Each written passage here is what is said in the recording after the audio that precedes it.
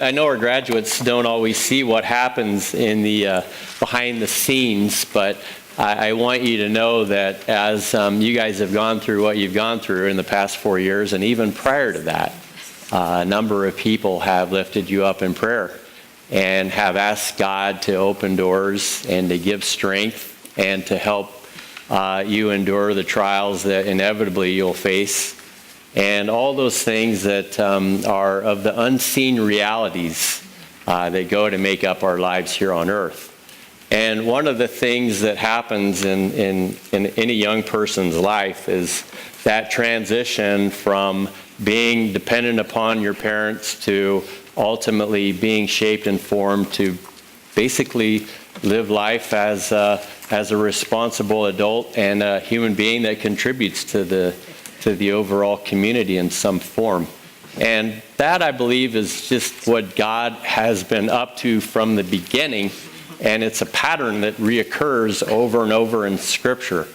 If you've been following along in the last few weeks regarding the storyline of Joseph, you know that the trial that he's gone through has actually been a shaping experience for him for the thing that he would be called to do on a pretty large scale later on.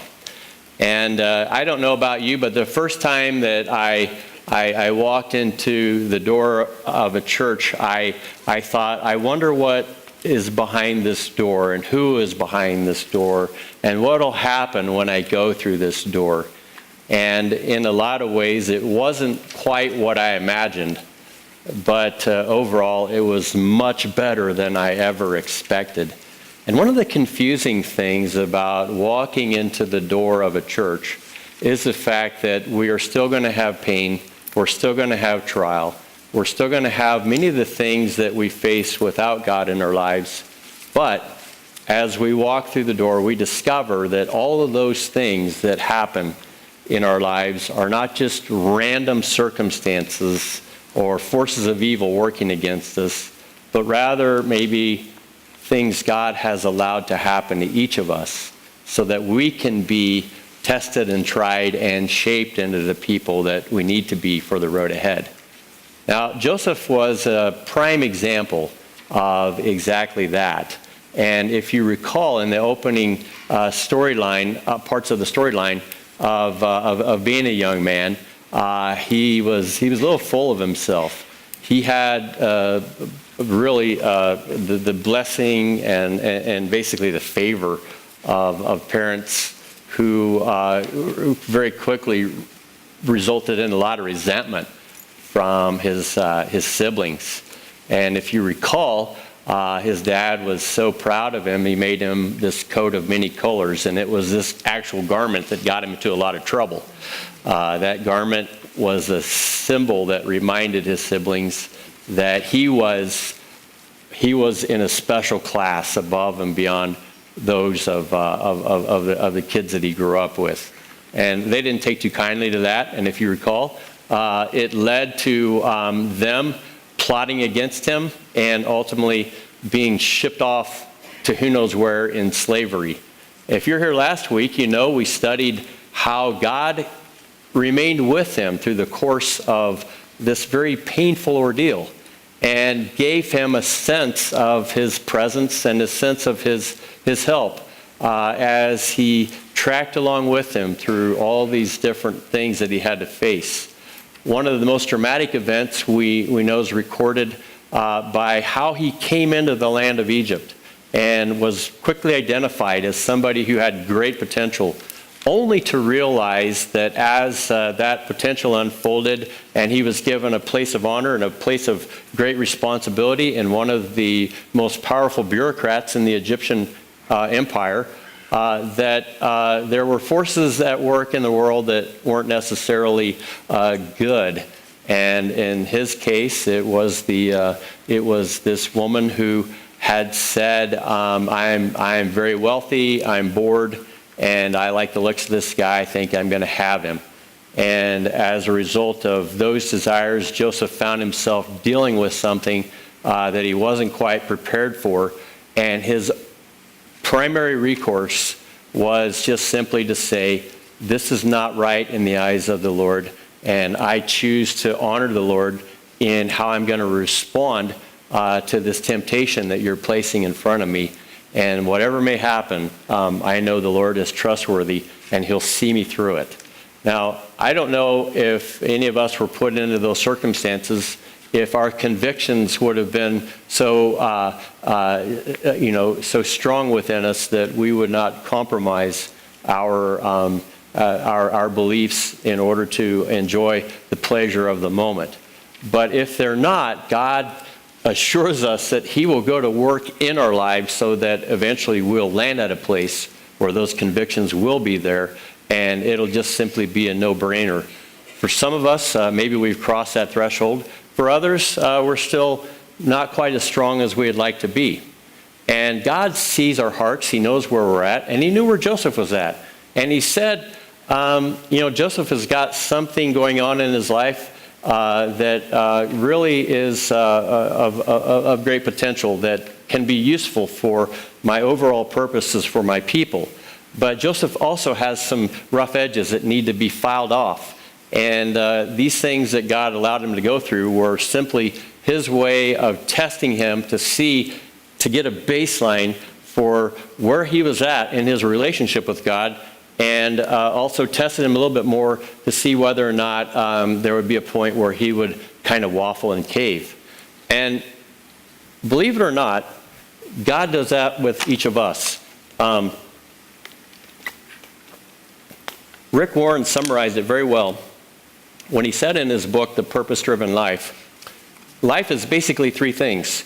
It is a test, it is a trust, and it is a temporary assignment. And that pattern that he recognized is seen throughout many of the biblical stories of characters like Joseph in the Old Testament, and certainly parallels the life of Jesus as he was tested and trusted and given a temporary assignment. And I don't believe it's any different for any of us.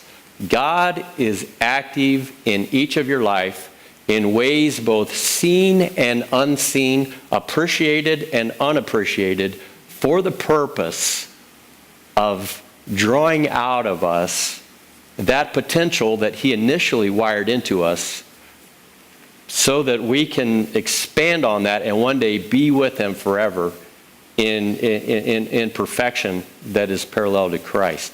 And that's a pretty big order. And the only way that God can get there is not with a magic wand, but with a series of events through the course of time that we have to process in some way, so that we can show what needs worked on and what doesn't need worked on. And it's just God's way of saying, I'm making something happen. As we've been celebrating our graduates, I've been thinking about my own kids who are getting pretty close to that threshold as well, and crossing it. And I'm thinking about how well they've been equipped for what they're going to be doing. My son, Christian, as you know, has not deviated since probably day one when it comes to plants. And that's just sort of been it. It's been a very clear vision from the get-go. Now his question is, what do I do in relation to plants as a landscape architect? And that process of refinement is going on even now as we speak. And professors, and all the way from professors to God to parents, are saying, we see this potential in you, but there's some work to be done in some of these areas. My daughter, she's hoping to be a mechanical engineer, and she's learned a lot about, the design software and all of that goes along with that.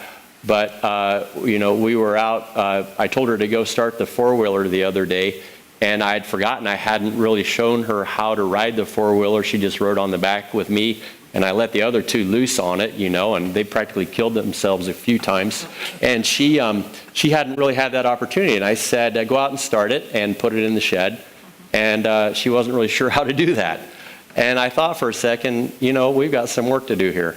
So I sat down and I explained to her what a carburetor was, how it functioned, and how the choke worked, and how the engine responded. And it was so cool to see her just soak it up, because it was like she had been predisposed to understand it. And after I said it, it was all just very clear. And God is working in us to predispose us to understand things so that when they become visible to us, they become clear. And Joseph had these series of encounters in life that involved God speaking into his life that helped him to see what he needed to see so that he could understand things even more clearly as life went on. And what God did in Joseph's life was kind of unique. He allowed him to be shipped off to slavery, but he also directed his path so that when he went to a place where he would be sold for auction and put to service, God said, I've actually designed you so that you can be an administrator. And very quickly, that capability just emerged because he saw it. He saw how the organization of his master's household worked, and it was just a pretty easy thing to make it work and work very well and very successfully. As you know, through the experience of being tried and tested, he found himself ultimately thrown in prison. And there again, it seems like this capacity to see how things worked began to show up, and he recognized that even in this prison system there was an organization, and he quickly identified the components of that organization and found himself in charge of pretty much everything that had to do with prison life in that setting. And he was trusted as a prisoner by those who were keeping him captive, and said basically we could give him the keys, we could go away on vacation, and we know that if we came back, everything would be managed in the proper fashion, and we have no reservations about that.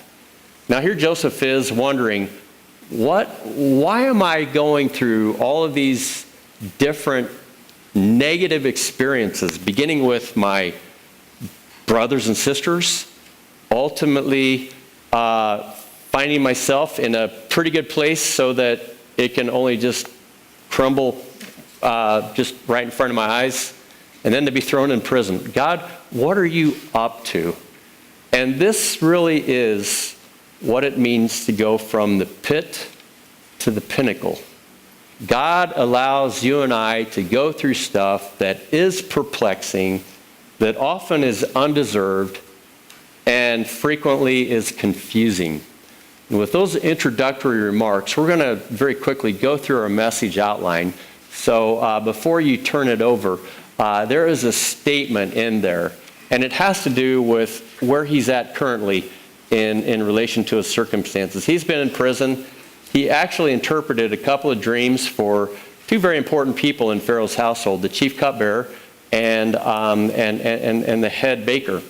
And one dream for the cupbearer, he said, the cupbearer had a very vivid dream and he couldn't understand what it meant. He asked Joseph if he could interpret it, and Joseph said, I can't, but God will give me the words, and so let's see what happens. He told him, and he said, you're going to have a grapevine. It's going to have 3 branches, and those branches are going to blossom. Ultimately, grapes will appear, and essentially, you're going to squeeze those grapes into the cup again of Pharaoh and be reinstated as cupbearer. And sure enough, it happened.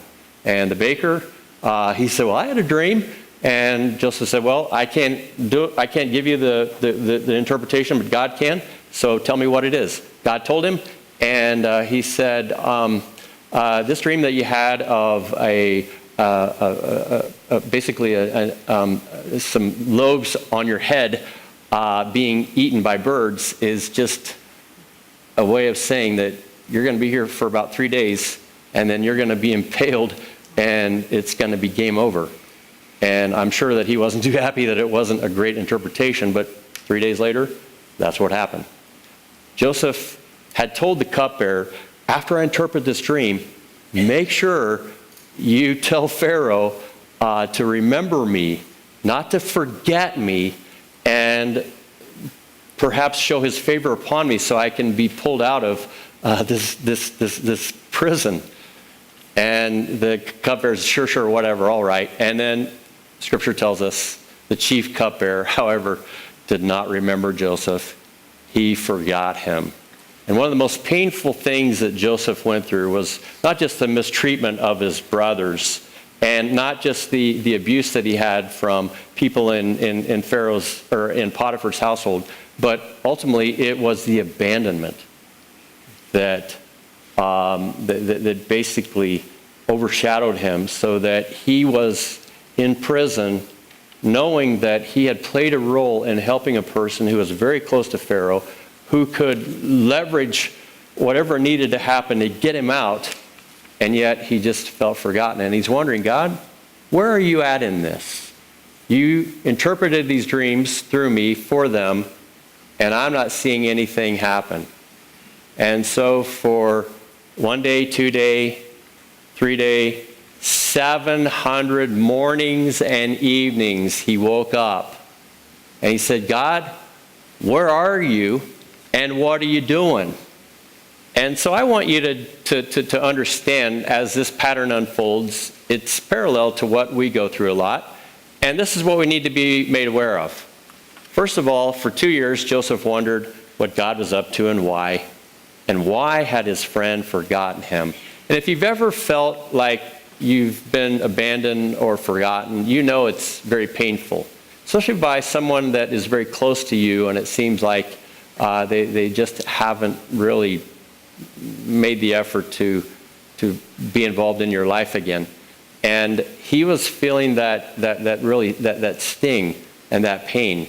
And this causes him to not question so much God as much as his friend. And the next thing I want you to be made aware of as we move on here is that Joseph felt forgotten because God was testing his patience while equipping him for the next level of responsibility. Now, let's just stop right there. I use the P word, patience, which we all know is something you don't want to pray for, because invariably if you do, God will give you some circumstance that'll show up that'll be the total opposite. But Joseph had gone through some tests already. And one of the tests was whether or not he would be faithful to God in light of the proposition of Potiphar's wife. And he passed that test. And now he's being tested for something that, is much harder. It's not a one-time event where you have a quick response. This is something that is protracted. It's taking time. And anything we know that is worthwhile takes time. And the benefit and the reward definitely at the end overshadows anything that we had invested in time and energy because of how rich it can be. Joseph wasn't quite seeing that, though. He's just thinking, God, what are you up to? And I'm confused. And I don't know where it's headed. And the nice thing about having hindsight is you can look back and you can see all the stuff that happened. Yesterday, I was going through pictures of our kids right before we moved out here, which would have been almost 11 years ago. And Christian, I think he was up here, but you heard me talking about him and he left. He's actually going to work. But I saw some pictures of Christian, and he was little, and as I saw the pictures, I could just remember stuff that he used to say, and just different ideas that were brewing and churning in his head that were very rudimentary by comparison to where he's at now. And I saw Mayim, and I thought, holy cow, she has just grown. Where has the time gone? I saw a picture of myself, and I didn't realize that my hair used to be dark. And so a lot changes over time. But it just went like that. But I'll have to tell you that as I was going through it, I didn't know where it was headed. I didn't know how they'd end up. I didn't know if these kids would land on their feet or they'd land on the street. And I'm gratified to see that they're trying to take responsibility for themselves increasingly.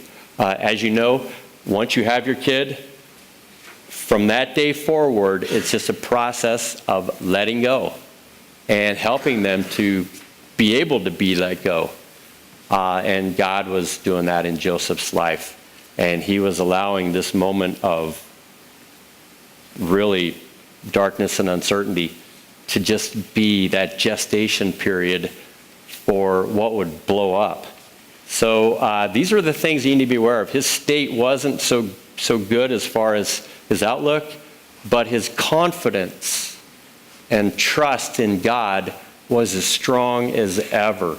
So if you're waiting, perhaps even feeling forgotten or abandoned by God, I just want to assure you that God hasn't forgotten you, that he hasn't abandoned you, that this happens to all of us. Many of us have been there and we can say, I see it now, but I didn't see it then.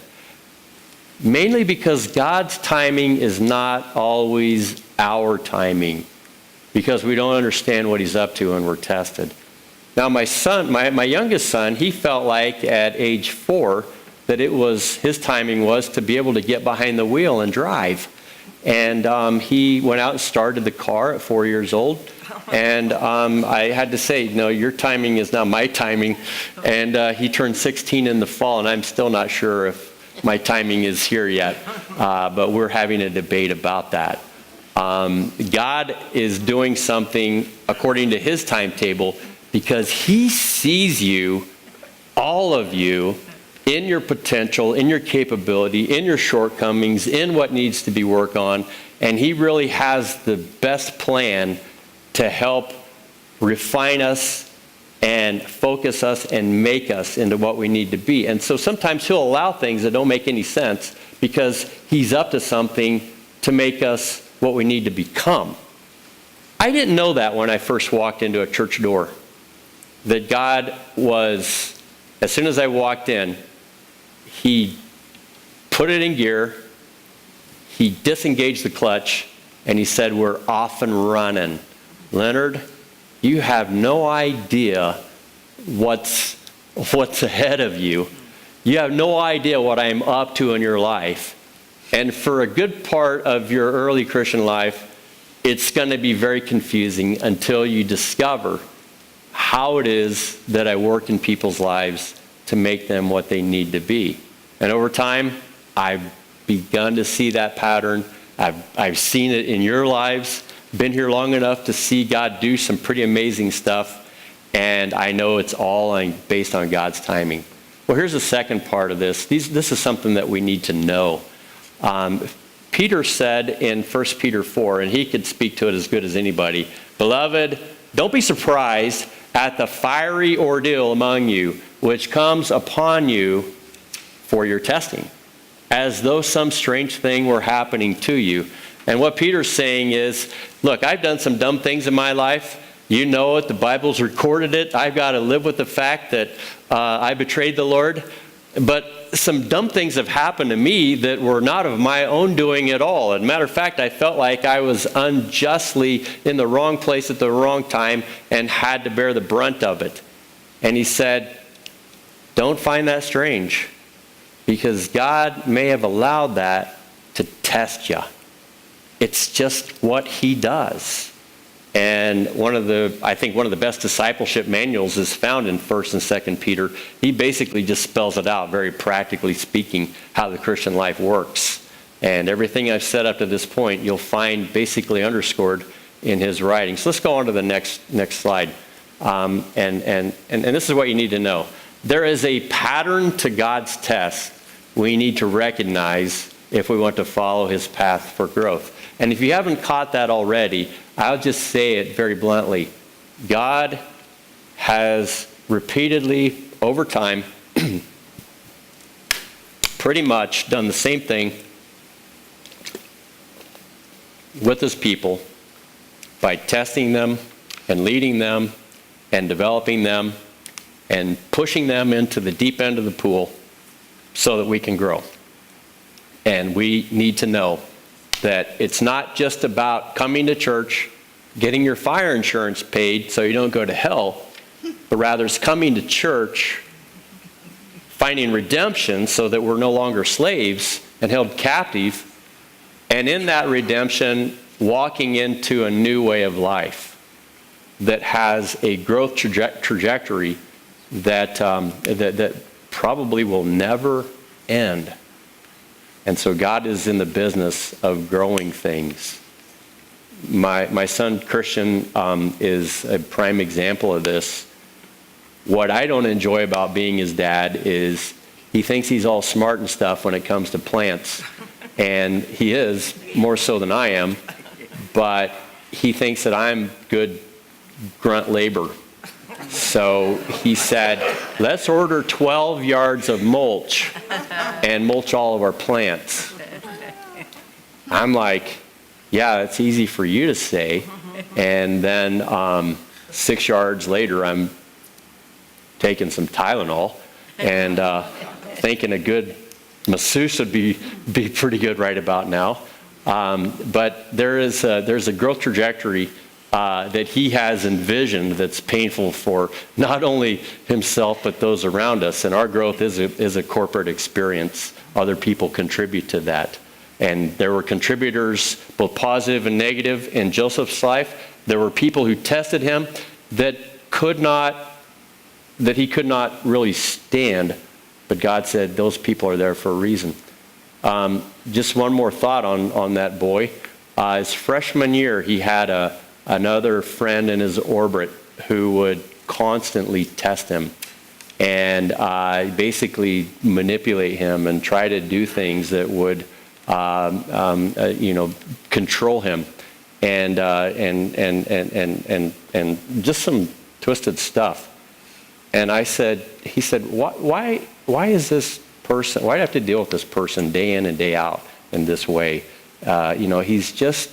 He's very difficult, and we're in the same activities together. Everywhere I go, there he is. I said, well, maybe God has put that person in your life so you can learn to deal with people like that in the most constructive way possible. And at first he didn't understand it. Then I helped him to understand how you navigate that terrain. And what he discovered afterwards was he learned how to sort of disarm the effect this person was having on him. And he also learned how to deal with people who maybe looked at things a little differently in a way that caused a lot of conflict. And in college, he's run into a similar situation. And he shared with me how easy it is to navigate that, knowing that he understands how to respond and how to keep his boundaries clear and how to keep all of his energy focused on moving forward. I said, see, God allowed that person to be a part of your world so you could grow. When the stakes are a lot higher later on in life, you don't have to learn that lesson. You can focus on other things. Joseph had something ahead of him that was epic, but he's not seeing it yet, and neither are we. But this pattern is making it possible for him to get there. Here's what else we need to know. The test that he went through involves a darkness before the dawn.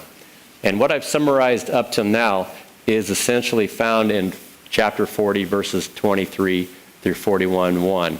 And here I am. I'm forgotten. I'm abandoned. I'm stuck in prison.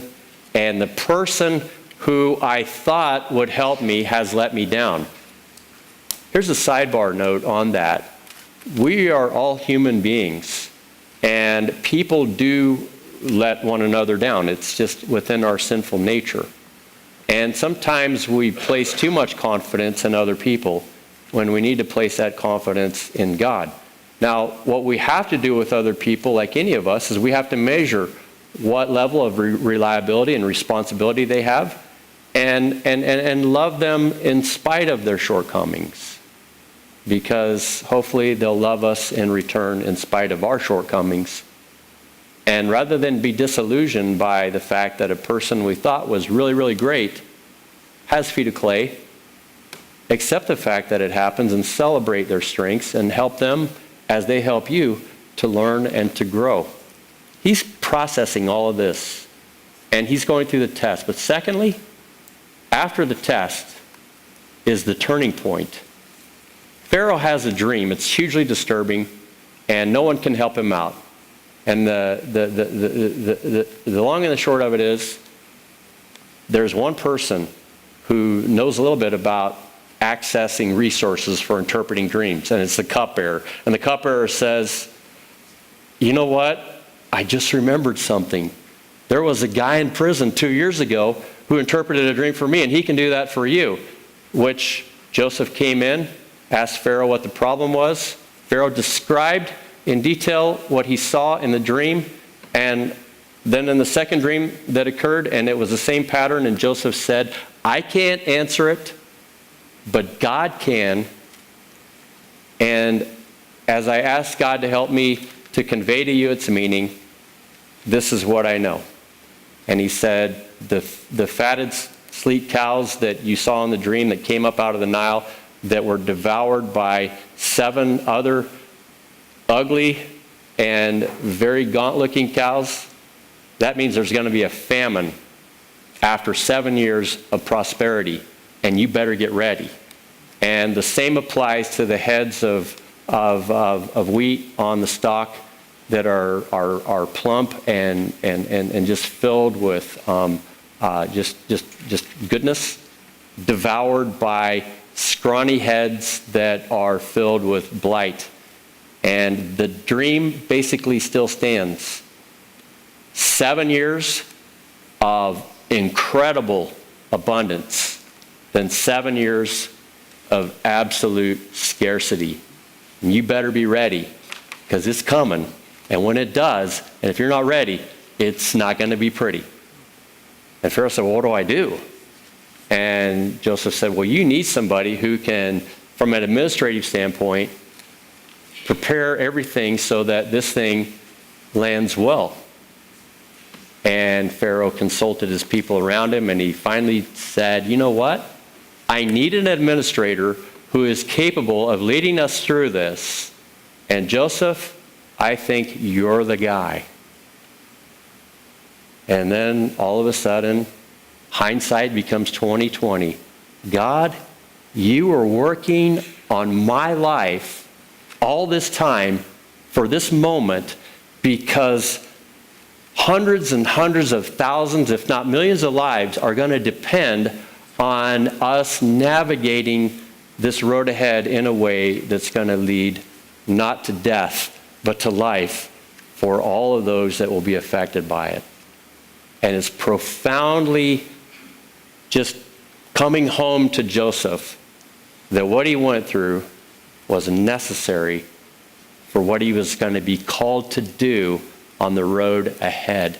Do not consider strange this fiery trial you're going through, because God is up to something, and in time, he'll make it clear. Here's the last thing about this. I know I've gone a little bit long, but there is a reward. Joseph, because he was faithful in the testing, was faithful to keep God in the center, found himself given an incredible responsibility that his faithfulness enabled him to be equipped for. And Joseph was rewarded. He was given the title of second in command over the world empire of the day. He was given a robe that dignified his role. Interestingly enough, garment seemed to factor in his life at every turn. He was given a wife, and he had children, and the children were Ephraim and Manasseh, and their names mean, they basically summarize God's faithfulness through this whole ordeal. In that reward, he discovered a blessing that he would not have managed well had he not gone through what he went through. If you know anyone who's ever won the lottery, or you've heard the stories, you know if you're not equipped to manage the resource, you're not going to keep the resource. But if you are equipped to manage the resource, then you're going to take that resource and do the very best that you can to not only sustain it, but expand it. And that just takes a long process of equipping. Ultimately, God has given us resources along the way, but he's preparing us for the responsibility of managing resources in his new creation that I can't even fathom. That's why it's necessary for us to go through this time of testing so that we can be who we need to be. Well, let's close it out by looking at what to do. Here's what you do when the darkness comes, when the confusion reigns, when you feel forgotten, when you feel abandoned, when you're being tested, trust God. Don't panic. Because he's building something in you that takes time. So honor the process. I was so gratified Thursday night meeting with the kids and the sponsors and the volunteers for Heritage Girls.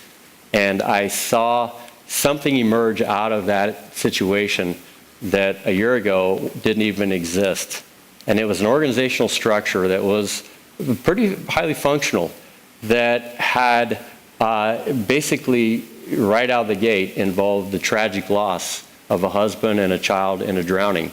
And with these dark things that were happening to Rachel Yoakley and the people that she was closely with, the Vadino family, the thoughts just raced that maybe we need to shut this whole thing down. But they felt like God was in the process, honor the process, keep faithful. It's going to take time. And it was amazing how they didn't panic, and I can't even fathom what that was like. And they said, God's doing something here, and we want to keep going. They trusted God, and we have to as well.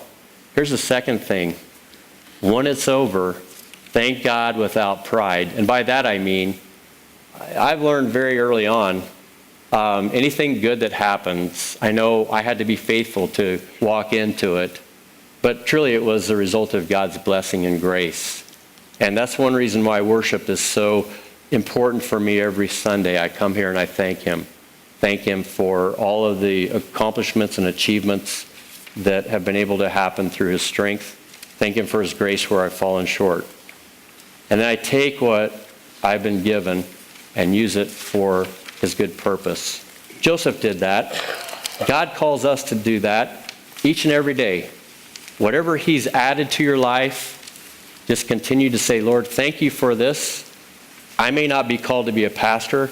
I may not be called to be someone who is a full-time Christian vocational worker. I may be called to go to Disney World. I may be called to go to Rockwell. And whatever I do, I need to do it all for the glory of the Lord. Because in some way, He's going to use even those vocational fields to work everything together for a common good. And He's at work in every aspect, every pathway that we're called to do good and noble and healthy things. And it's all His way of taking the diversity of who we are and collectively making something good. Joseph knew that as time unfolded, but it wasn't that he had a clear picture early on, but as he marched forward in faithfulness to God, he went from the pit to the pinnacle. And God has that in mind, in form for us. Not that we're going to do that, but that we're going to become something for Him that is much better than where we started. And maybe for you, it's just time to start, to begin to trust, to know that there is a layer to life that has God written all over it. And you need to attend to that layer so that you can see with greater clarity how He's orchestrating things in your life and what His purpose and His plan is for you and the hope that He wants to embed in your heart. But beyond all that, that you can know Him in a personal way and have Jesus Christ not only as your Savior, but also as your abiding companion through the valleys and through the mountaintops of life. That you may know His joy, that you may know His fellowship, you may know His protection, and everything that He's promised in His Word. These are the riches that we have in Him that as time unfolds become even richer and richer as we see them more clearly and as we participate in them more abundantly.